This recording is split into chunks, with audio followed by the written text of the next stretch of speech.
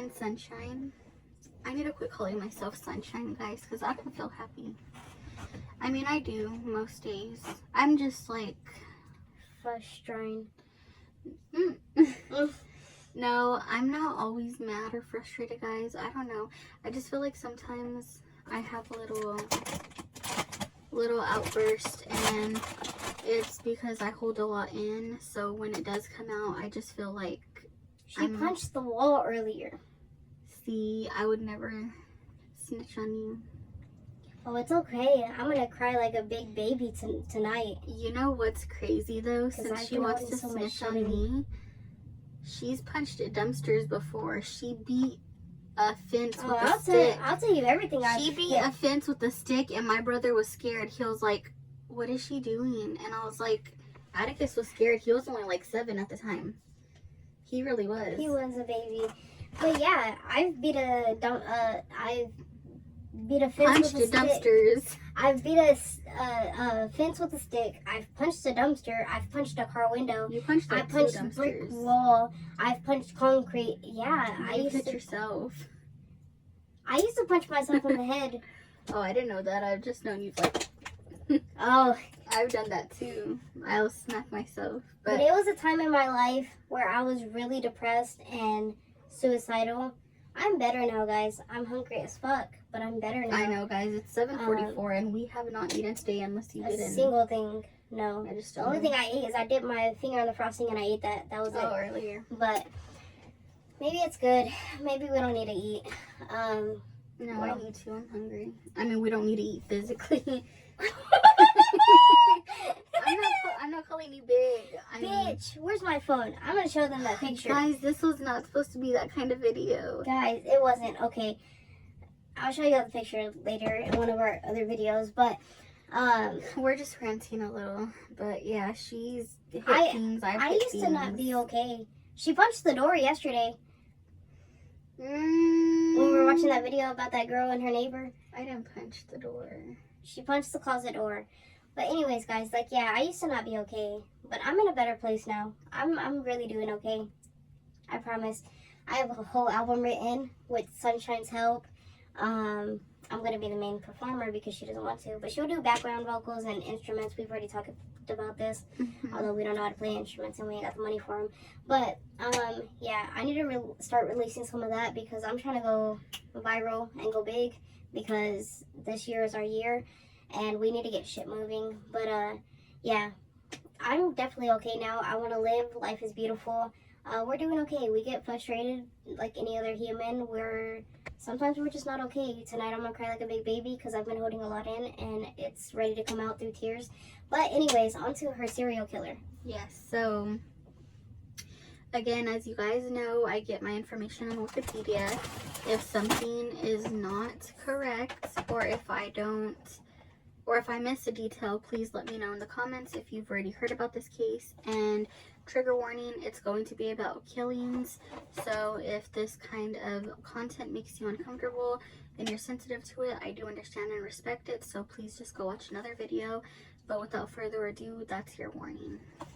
Serial killer. Now, we're going to start off with the name of this man, which is Herman Webster Mudgett, better known to people as H.H. Holmes. So, I think I know a little bit about him because I've heard about it before, but I don't know like full details, so we're going to get into that right now. So, it says Herman Webster Mudgett was born May 16th, 1861. That's real peanut buttery. And he died, okay, that's his death date, right? Born May 16th, 1861, and he died May 7th, 1896. He's better known as Dr. Henry Howard Holmes, or H.H. Holmes. And he was an American con artist and a serial killer active between 1891 and 1894. By the time of his execution in 1896, Holmes had engaged in a lengthy criminal career that included insurance fraud, forgery, swindling, 3 or 4 bigamous marriages, horse theft, and murder. Horse theft? Like he stole horses? Known as the Beast of Chicago, the Devil in the White City, or the Torture Doctor. That's what he was known for, or the names that they knew him by. His most notorious crimes took place in Chicago around the time of the World Columbian Exposition in 1893. Now, we're going to get into his early life and education. And guys, I'm sorry if I keep looking back and forth. The camera's this way, but I just tend to look this way for some reason. Okay, it says Holmes was born as Herman Webster Mudgett on May 16th, 1861 in Gilmanton, New Hampshire, the third child of Levi Horton Mudgett and Theodate Page Price, both of whom were descended from the first English settlers in the area. He had 2 older siblings, Ellen and Arthur, and 1 younger brother, Henry. As an adolescent, Holmes attended Phillips Exeter Academy. I don't know if I said that right, because I'm sorry. Like an old school. Before graduating high school with honors from Gilmanton Academy when he was 16. So this guy was smart. Graduated early and everything with honors. Holmes' parents were both devout Methodists. His father was from a farming family and at times worked as a farmer, trader, and house painter. He was also reportedly a heavy drinker who cruelly beat his children. Holmes also faced bullying by classmates due to his outstanding academic capabilities.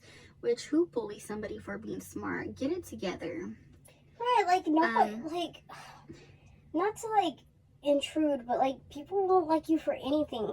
Oh, she sings too good. Oh, he's too black. Oh, well, that's harsh, but it's true though. Like, people are very rude. Oh, he's too smart. He's too dumb. He's a knock.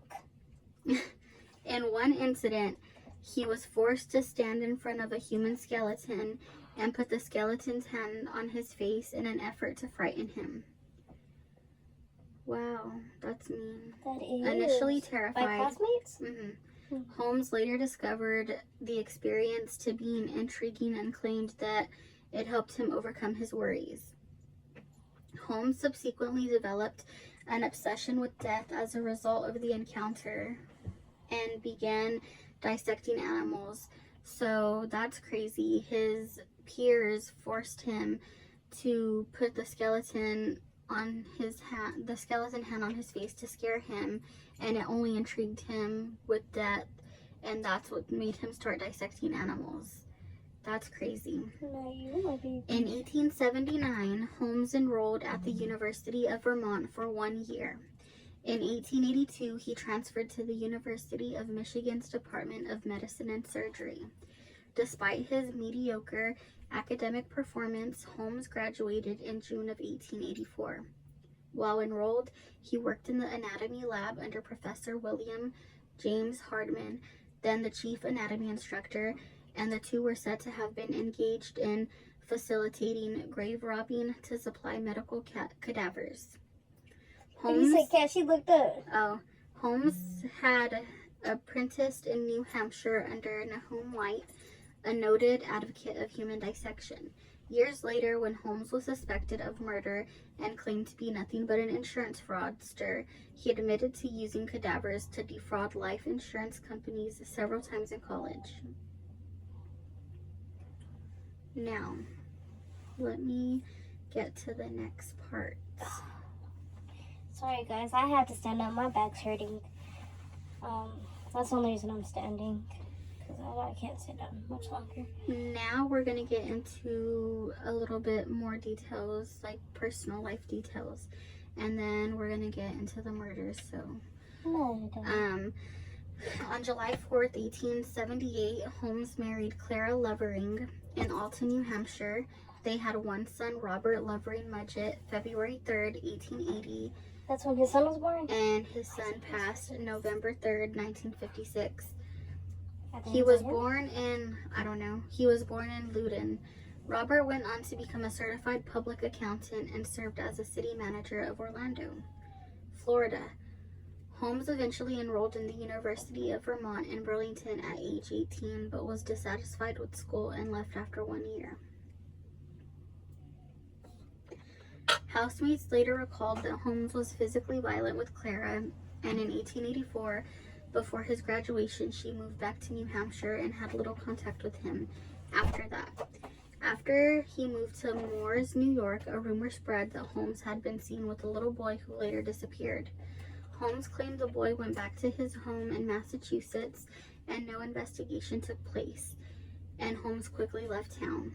He later traveled to Philadelphia and was hired as a keeper at Norristown State Hospital, but quit after a few days. He then took a position at a drugstore in Philadelphia, but while he was working there, a boy died after taking medicine that was purchased at the store. Holmes denied any involvement in the child's death and immediately left the city.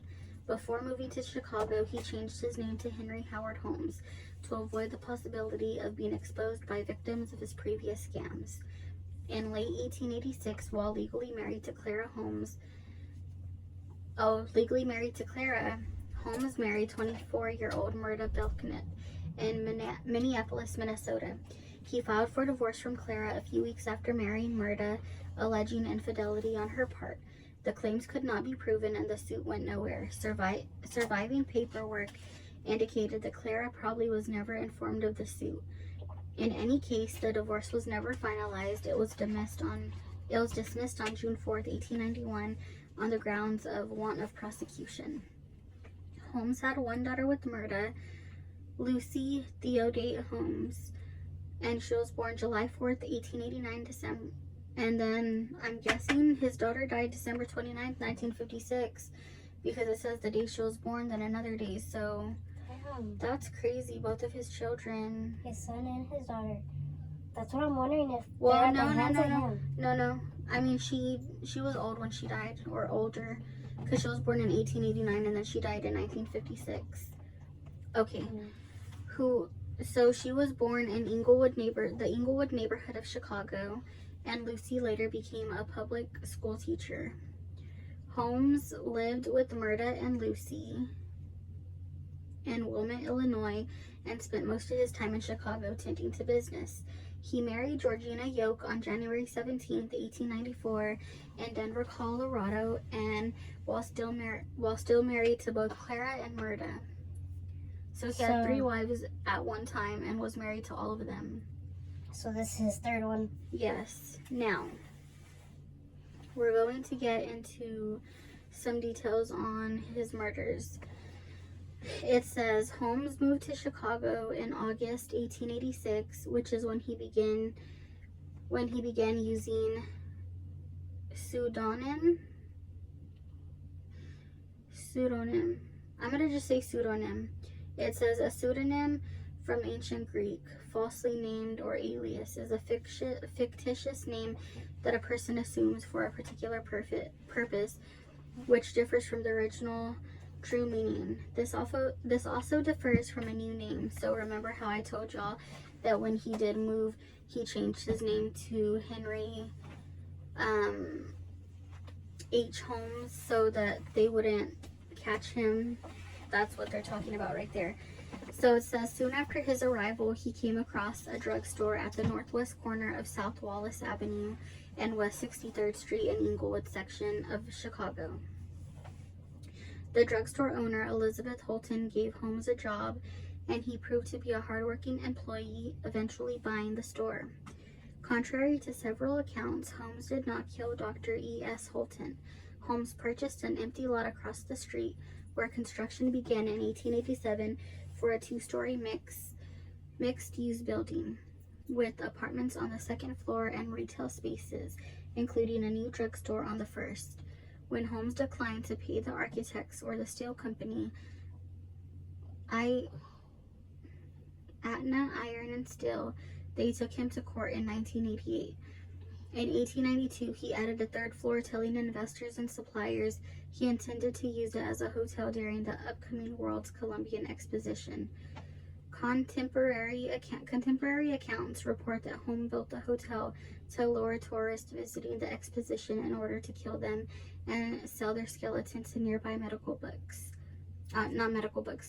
schools. Like for the studies? Yes.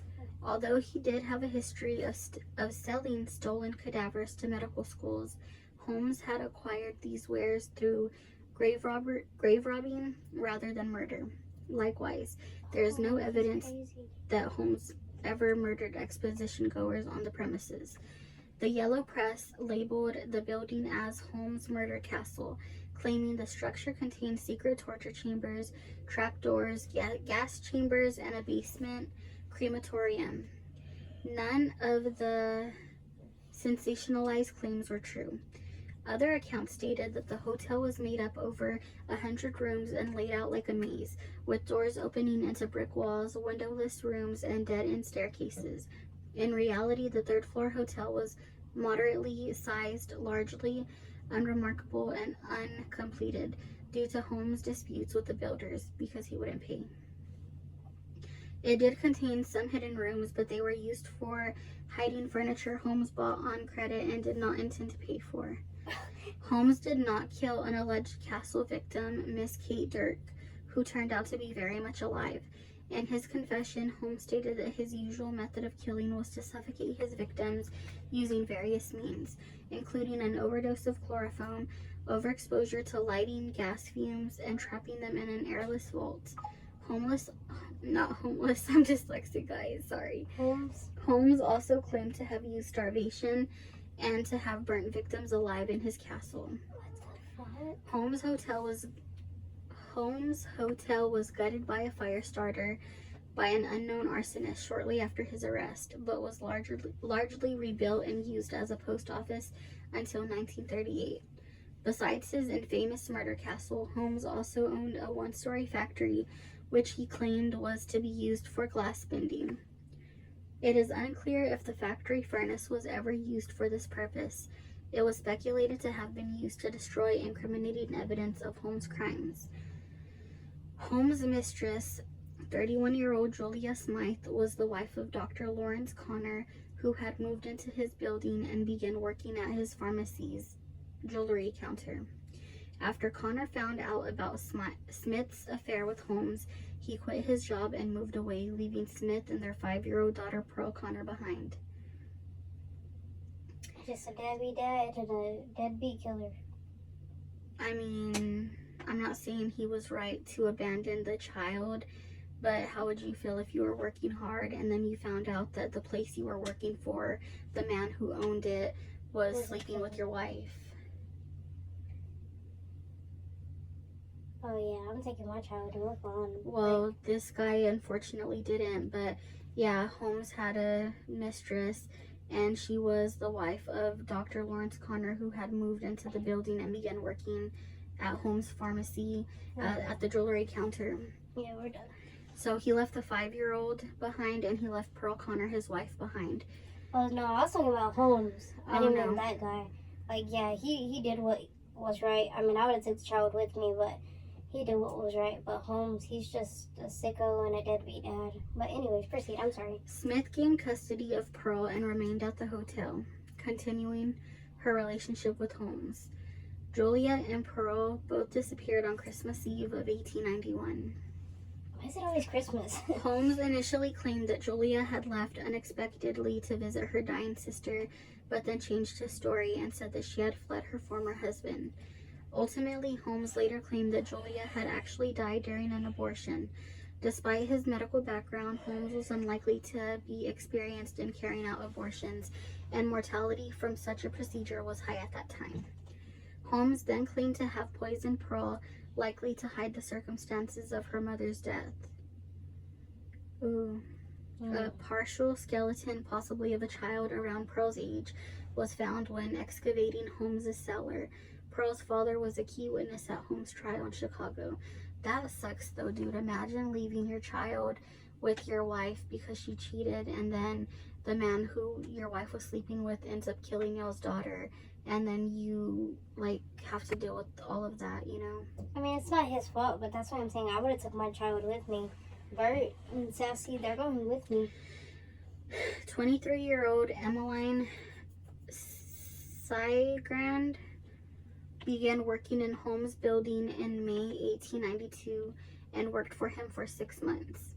Holmes reportedly hired Siegrand as a secretary due to her connection to a doctor who peddled a vaccine that allegedly cured alcoholism.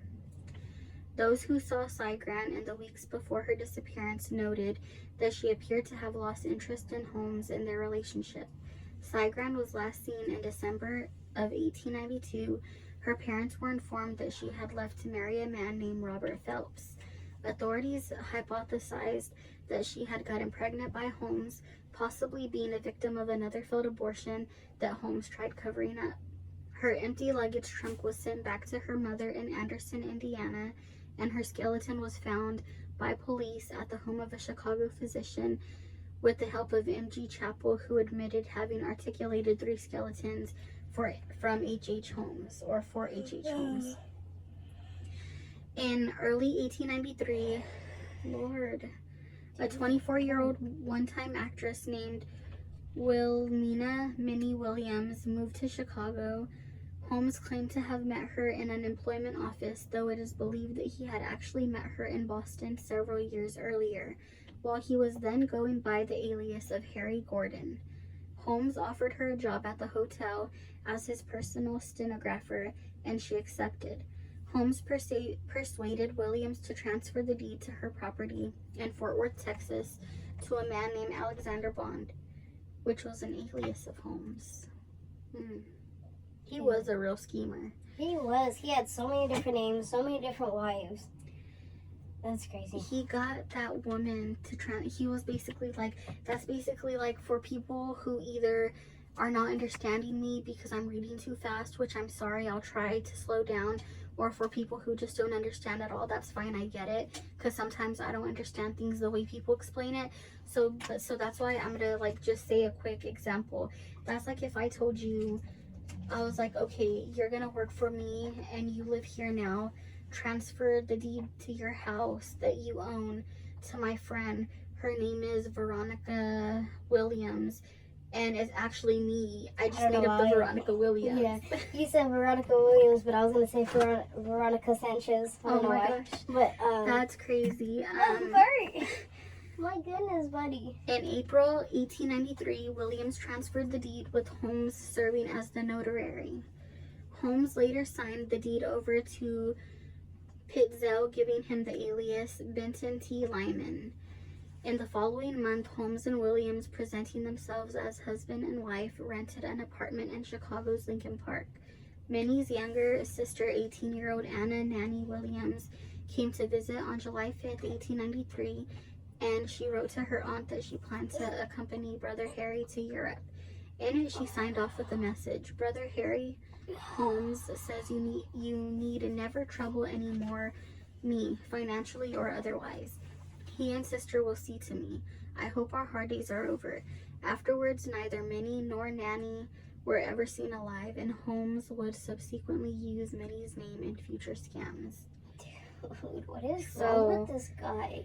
Suspected murders. A 68-year-old creditor of Holmes named John DeBrule died of apoplexy on April 17, 1891, in the Castle drugstore.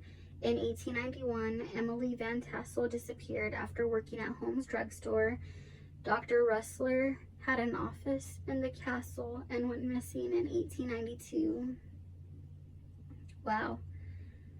Holmes mentioned killing Rustler in his confession. Kitty Kelly, a stenographer for Holmes, also went missing in 1892. John Davis of Greenville, Pennsylvania, went to visit in 1893 the World's Fair and vanished. Harry Walker of Greensburg, Indiana, went missing on November 1893. Holmes and Pitzel took George Thomas out to a Mississippi swamp on the Tombigbee River in June 1894 and killed him and disposed of the body. Holmes confessed to the murder to his second wife. Milford Cole of Baltimore disappeared after receiving a telegram from Holmes to come to Chicago in July of 1894. An additional possible victim was Lucy Burbank. Her bank book was found with human hair in a chimney flue at the castle in 1895. Holmes is alleged to have killed 2 persons in Lake County, Illinois in the 1890s. Their deaths were confirmed years later when the remains of an unknown man and woman were found on a farm in 1919, 23 years after his execution. So it says, this is kind of long, guys. I'm so sorry. I'm trying to get through it as fast as I can. It says, while working in the Chemical Bank building on Dearborn Street, Holmes met and became close friends with the 38-year-old Benjamin Freeland Pitzel, a carpenter with a criminal past who was exhibiting in the same building a coal bin he had invented. Holmes used Pitzel as a right-hand man for several criminal schemes. A district attorney later described Pitzel as Holmes' tool, his creature. With insurance companies pressing to prosecute him for arson, Holmes left Chicago in July 1894. He reappeared in Fort Worth, where he had inherited property from William's sister, at the intersection of modern-day Commerce Street and 2nd Street. Here he once again attempted to build an incomplete structure without paying his suppliers and contractors. In July 1894, Holmes was arrested and briefly jailed for the first time on the charge of selling mortgaged goods in St. Louis, Missouri. He was promptly bailed out, while in jail he struck up a conversation with a convicted outlaw named Marion Hedgepeth, who was serving a 25-year sentence. Holmes had concocted a plan to swindle an insurance company out of $10,000 by taking out a policy on himself and then faking his death. Holmes promised Hedgepeth a $500 commission in exchange for the name of a lawyer who could be trusted. Holmes was directed to a young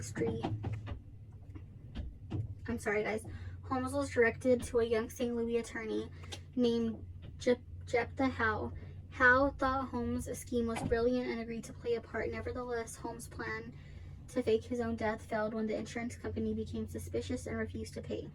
Holmes did not press the claim. Instead, he concocted a similar plan with Pitzel. Pitzel agreed to fake his own death so that his wife could collect on a $10,000 life insurance policy, which he was to split with Holmes and Howe. The scheme was to take place in Philadelphia. Called for Pitzel to set himself up in an inventor under the name B.F. Perry and then be killed and disfigured in a lab explosion. Holmes was to find an appropriate cadaver to play the role of Pitzel instead.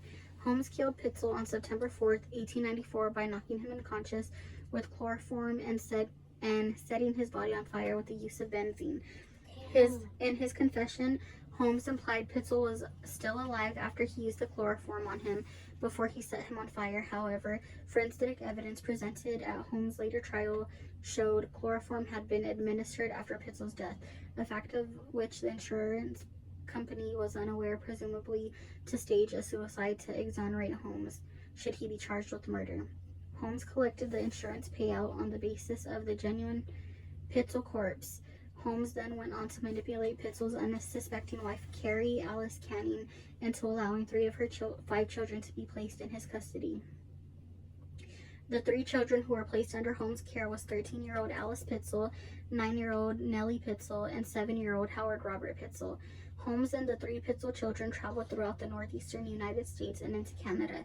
He simultaneously escorted Carrie along a parallel route, all while using various aliases and lying to Carrie concerning her husband's death by claiming Pitzel was hiding in London, as well as lying to her about the true whereabouts of her 3 missing children in Detroit just before entering Canada.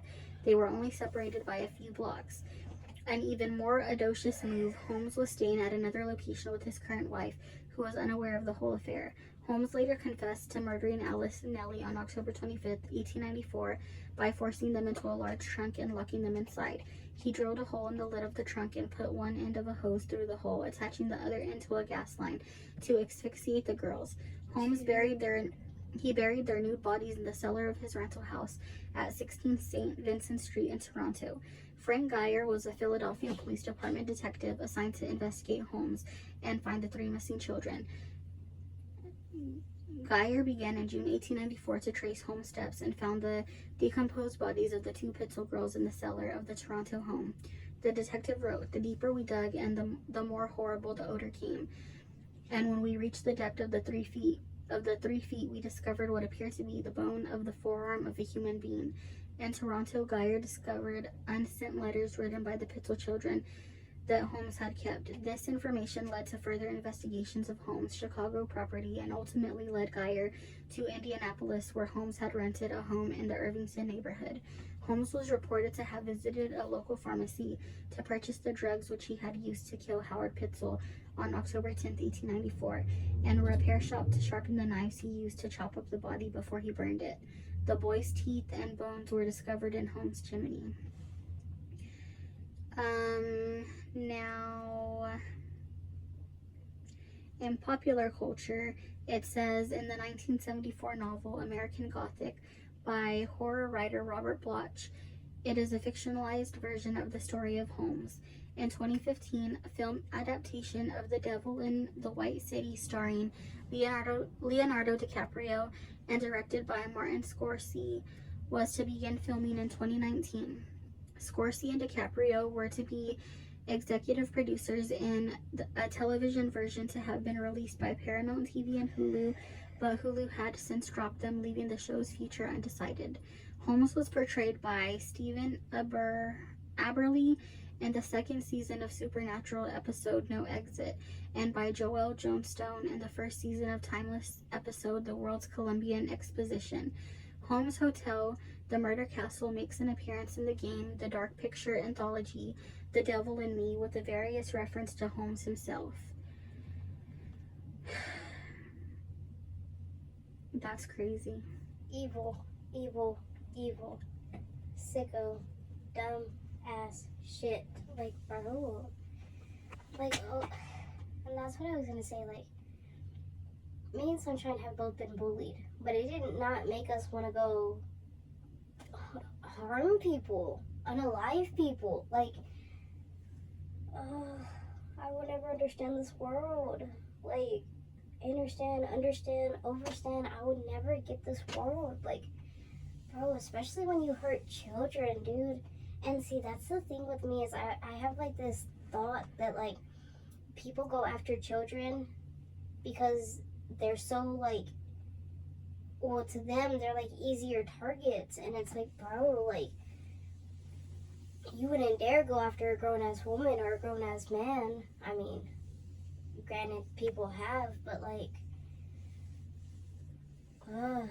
people just make me mad, dude, because like, why? And I know this was in the 80s and I wasn't alive yet, but still. It was in the 1800s.